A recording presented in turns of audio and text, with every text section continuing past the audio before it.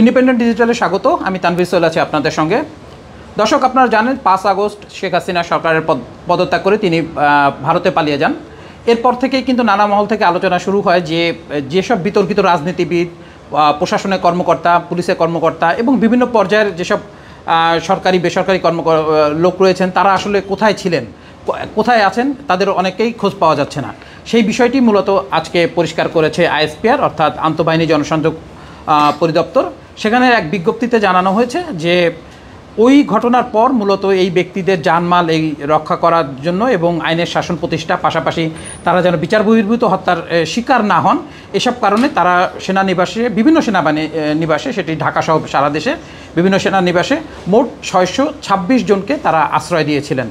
এই ৬২৬ জনের মধ্যে ইতিমধ্যে ৬১৫ জন এখন বর্তমান পরিস্থিতির পর তাদের সেনানিবাস থেকে অন্যত্র পাঠিয়ে দেওয়া হয়েছে, অর্থাৎ তারা বলতে চাচ্ছেন যে ছেড়ে দেওয়া হয়েছে, তারা হয়তো এখন অন্যান্য জায়গাতে আছেন। তো আইএসপিআর যে বিবৃতিটা দিয়েছে সেই বিবৃতিতে সুস্পষ্টভাবে জানানো হয়েছে যে ৫ আগস্ট পরিস্থিতির অবনতি হলে মূলত ৬২৬ জন নাগরিককে সেনানিবাসে আশ্রয় দেওয়া হয়। এর মধ্যে পরিস্থিতি স্বাভাবিক হলে ৬১৫ জনকে সেনানিবাস থেকে ছেড়ে দেওয়া হয়। যাদেরকে আশ্রয় দেওয়া হয়েছে তাদের মধ্যে ছিলেন ২৪ জন রাজনৈতিক ব্যক্তিত্ব, ৫ জন বিচারক, ১৯ জন বেসামরিক প্রশাসনের কর্মকর্তা, ২৮ জন পুলিশ কর্মকর্তা, ৪৮৭ জন পুলিশের বিভিন্ন পর্যায়ের সদস্য, বিভিন্ন পাবলিক বিশ্ববিদ্যালয়ের কর্মকর্তা সহ ১২ জন এবং ৫১ জন বিভিন্ন ব্যক্তির পরিবার পরিজন, অর্থাৎ তাদের সঙ্গে তাদের স্ত্রী বা শিশু সন্তানও ছিলেন। এই মোট ৬২৬ জনকে তারা বিভিন্ন জায়গায় আশ্রয় দেন। মূলত আমরা যে বিতর্কের কথাগুলো বারবার শুনে আসছি যে বিশেষ করে পুলিশ কর্মকর্তাদের মধ্যে অতিরিক্ত আইজিপি মনিরুল ইসলামকে কোথায় আছেন তাকে অনেকে খুঁজছিলেন। বিশেষ করে অত্যন্ত আলোচিত পুলিশ কর্মকর্তা, সমালোচিত পুলিশ কর্মকর্তা হারুনুর রশিদের কথা অনেকে বলছিলেন বিপ্লব বিজয়ের কথা, প্রলয় মজুমদার সহ অনেক কর্মকর্তা ছিলেন যারা, বনজ কুমার ছিলেন, আরও বেশ কিছু কর্মকর্তা ছিলেন যারা খুবই বিতর্কিত কর্মকর্তা ছিলেন পুলিশের। তারা আসলে কোথায়, এটা নিয়ে কিন্তু নানা আলোচনা হচ্ছিল। তো এখানে বলা হচ্ছে যে ২৮ জন পুলিশ কর্মকর্তাকে তারা বিভিন্ন সেনাবাহিনী নিবাসে তারা আশ্রয় দিয়েছেন। যদিও আইএসপিআর তার বিবৃতিতে কারো নাম উল্লেখ করেন নাই, তবে অনেকেই হয়তো এখন মনে করতেই পারেন স্বাভাবিকভাবে যাদেরকে এই মুহূর্তে দেখা যাচ্ছে না, যেসব বিতর্কিত পুলিশ কর্মকর্তা, তারা হয়তো সেনাবাহিনীর আশ্রয় ছিলেন বলে তা অনেকের ধারণা হতে পারে। পাশাপাশি বিভিন্ন রাজনীতিবিদদের মধ্যে বলা হচ্ছে যে যারা বিতর্কিত রাজনীতিবিদ ছিলেন তাদেরকে অনেককেই আমরা এখন আর দেখছি না, বা তারা কি দেশে আছেন কি দেশের বাইরে ছিলেন। এখানেও সেনাবাহিনী পরিষ্কার করেছেন যে ২৪ জন রাজনৈতিক ব্যক্তিবর্গকে কিন্তু তারা আশ্রয় দিয়েছেন।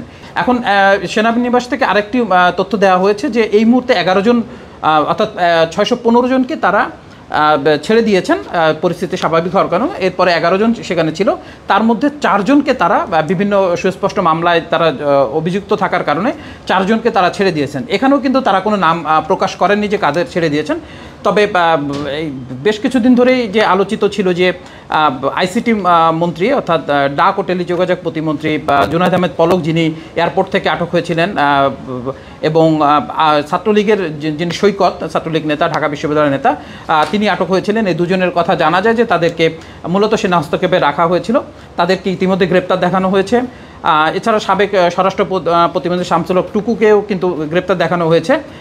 এর বাইরে আরও দুজনকে গ্রেপ্তার দেখানো যায়, তারা ছিলেন আইনমন্ত্রী আনিসুল হক এবং সাবেক প্রধানমন্ত্রী শেখ হাসিনার বেসরকারি খাত ও শিল্প বিষয়ক উপদেষ্টা সালমান এফ রহমানকে ইতিমধ্যে গ্রেপ্তার দেখানো হয়েছে। এই পর্যন্ত মনে করা হচ্ছে যে এদের মধ্য থেকে, এই 5 জনের মধ্য থেকে হয়তো 4 জন যারা হয়তো সেনানিবাসে বিভিন্ন জায়গায় আশ্রয় ছিলেন, তাদের হয়তো পুলিশের হাতে তুলে দেওয়া হয়েছে বা তাদেরকে গ্রেপ্তার করা হয়েছে।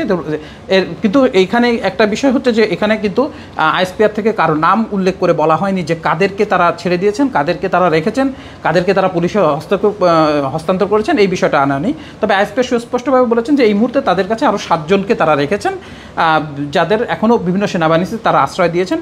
আইএসপিআর তাদের বিজ্ঞপ্তিতে বলেছে যে আইনশৃঙ্খলা পরিস্থিতির উন্নয়নের পাশাপাশি বিচারবহির্ভূত হত্যাকাণ্ড রোধ, আইনের শাসন সমুন্নত রাখতে বাংলাদেশ সেনাবাহিনী নিরপেক্ষ পেশাদারিত্বের সঙ্গে কাজ করছে।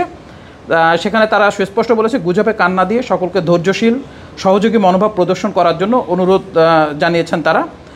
সেখানে তারা বলছেন যে দেশের প্রচলিত আইনের প্রতি শ্রদ্ধাশীল থেকে বাংলাদেশ সেনাবাহিনী সবসময় জনগণের পাশে আছে এবং তারা এটিও জানিয়েছেন যে এই বিষয়গুলো যে এই আটক এবং তাদের যাদের আশ্রয় দিয়েছেন, যাদের ছেড়ে দিয়েছেন, সব বিষয়গুলোই তারা সংশ্লিষ্ট যে মন্ত্রণালয়গুলো, সেই মন্ত্রণালয়গুলোকে সময় সময় অভিহিত করেছেন। দর্শক, এই ছিল এখনকার মতো আমাদের সর্বশেষ সংবাদ। নিশ্চয়ই পরবর্তীতে কোনো আপডেট আসলে আমরা আপনাদেরকে জানিয়ে দেবো।